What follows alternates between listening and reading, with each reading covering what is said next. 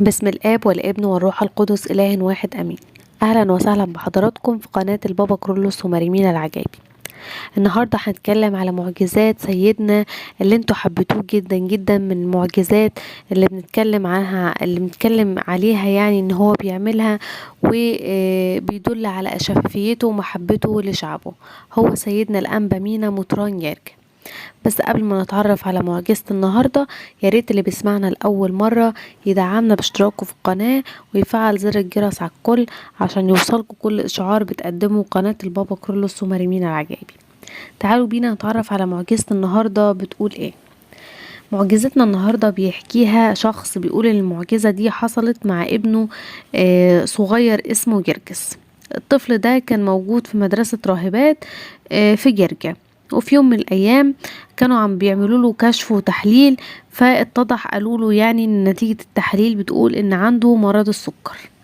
كانت صدمة كبيرة جدا للعيلة، هما كانوش قادرين يعبروا عنها، لان ازاي هيتعاملوا مع طفل صغير كده ويقولوا له انه يعني مش هيقدر ياكل حلويات او حاجات بيحبها فيها سكر زي الاطفال كلها، وهيشوف ازاي يقولوا له ان انت محروم ان انت تاكل الحاجة دي، او ما ينفعش ان انت تاكلها لان انت تعبان.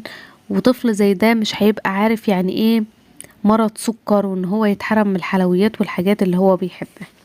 كانت كل دي صراعات بالنسبة لأهله، ان هم ازاي هيقدروا يحرموا طفل من الحاجات الحلوة اللي هو بيحبها دي. وقالوا ان هم لازم يروحوا المطرانية عشان ياخدوا بركة سيدنا الأنبا مينا، وان هو يصلي لابنهم، يعني ان ربنا يتحنن عليه ويشفيه.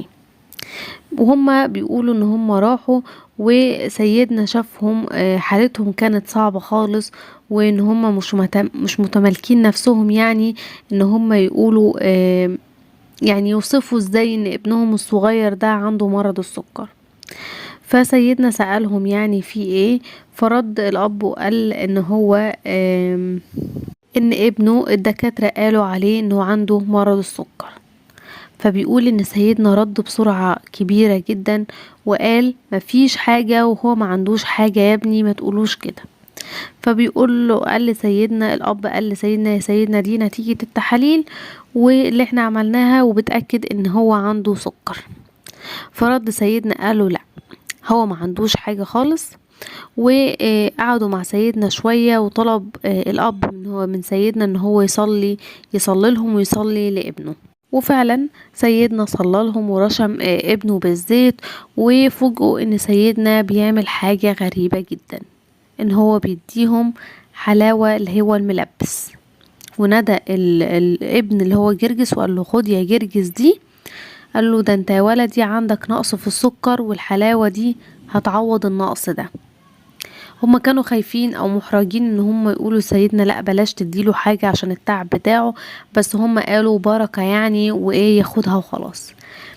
اول ما طلعوا من المطرانية الاب اخد ابنه وراح للدكتور وعمل له تحليل تاني، وفعلا طلع ان التحليل زي ما سيدنا قال بالظبط. نتيجة التحليل ان نسبة السكر عنده منخفضة، وزي ما سيدنا قال انه عنده نقص في السكر.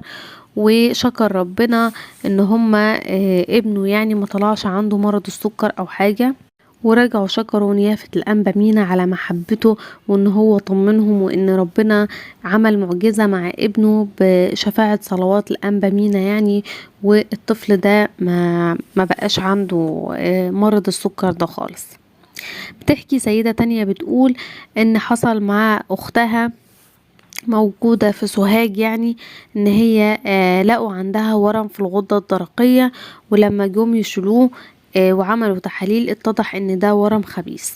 وكانوا قلقانين جدا، واتعمل لها فحوصات كتير بقى وخطوات كتير اتعملت بعد كده، ان اتعمل لها مسح ذري اكتر من مرة.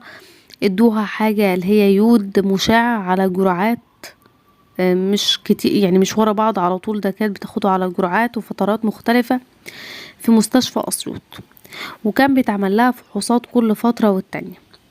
وفي واحدة من الفحوصات دي الدكتور بلغهم ان المرض انتشر في الرئتين، وفي كمية كبيرة جدا منه من المرض ده موجود في الرئتين.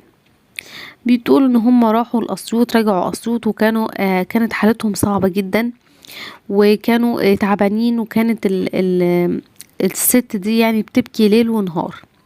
واتصلوا بحد من قرايبهم في الأقصر عشان يستشيروه يعني ان هم يعملوا ايه في الموضوع ده.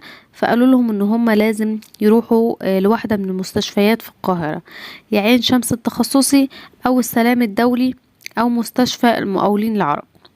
وكان لازم قالوا ان هم قبل ما يسافروا لازم يروح ياخدوا استشارة وبركة سيدنا الأنبا مينا في جرجة في المطرانية.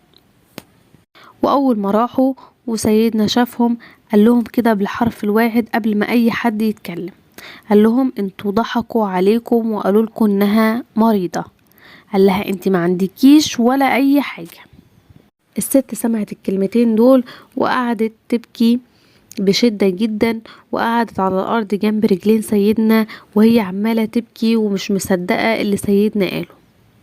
وقالت لسيدنا يا سيدنا ده قالولي عندك كذا وكذا وكذا، وقعدت تحكي له على كل الامراض اللي عندها واللي عندها كله. فرد عليها سيدنا وقال لها صدقيني يا بنتي انتي ما عندكيش حاجة. هم اخدوا كلام سيدنا ده صدق كده وصدقوه، لان هم كانوا عارفين ان اي كلمة سيدنا بيقولها بتبقى صح. استبشروا خير وكانوا في دهشة كبيرة جدا، وطلبوا من سيدنا ان هو يصلي من اجلها. وفعلا سيدنا صلى لهم كلهم ورشمها بالزيت. بتقول خرجوا من المطرانية هم فرحانين جدا، لان عارفين ان كلمة سيدنا دي كأن ربنا اللي اتكلم على لسان سيدنا. وفعلا راحوا القاهرة وتم اتعمل ليها تاني مسح ذري وتحاليل كتيرة جدا، واتضح منها ان هي ما عندهاش اي حاجة خالص زي ما سيدنا قال بالظبط. وبتقول ان الكابوس اللي كان حاصل لهم ده انتهى تماما، كأنهم كانوا بيحلموا بكابوس، وانتهى تماما ببركة سيدنا الأنبا مينا اللي بيقولوا عليه صاحب المعجزات اللي تشفع لينا وتشفع ليها يعني، وعنها ان ربنا يشفيها. معجزات الأنبا مينا كتير جدا جدا جدا، وكمان منها ان في معجزة واحد بيحكيها بيقول قبل نياحة سيدنا بشهرين بالظبط، وده كان اخر لقاء ليهم مع نيافة الأنبا مينا. بيقول ان هم راحوا هو واخواته واسرهم لدير الملاك عشان ياخدوا بركة سيدنا، وكانت الدنيا زحمة جدا جدا اليوم ده. وبيقول وقفوا في الطابور لغاية ما جه دورهم.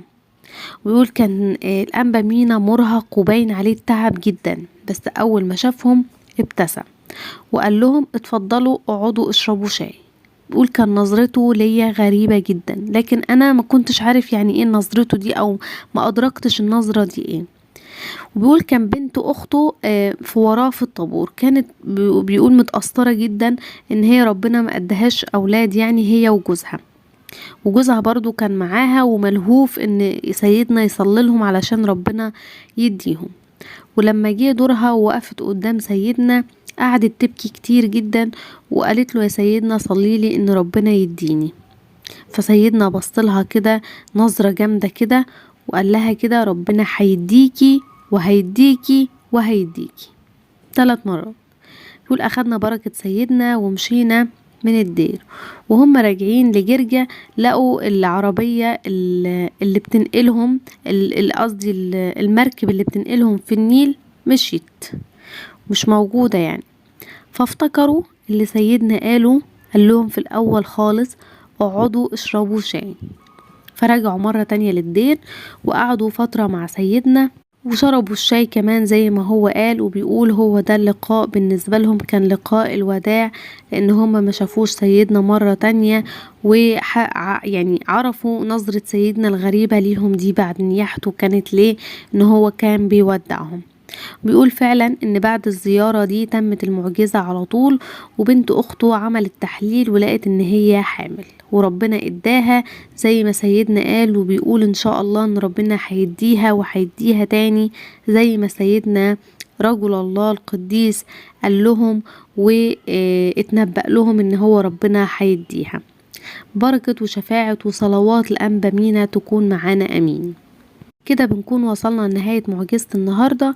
ياريت تقولولنا رأيكم في التعليقات، ولو عجبتكم المعجزة ياريت تدعمونا بلايك وشير عشان غيرنا يستفيد، وأرجوكم اذكروني في صلواتكم. سلام.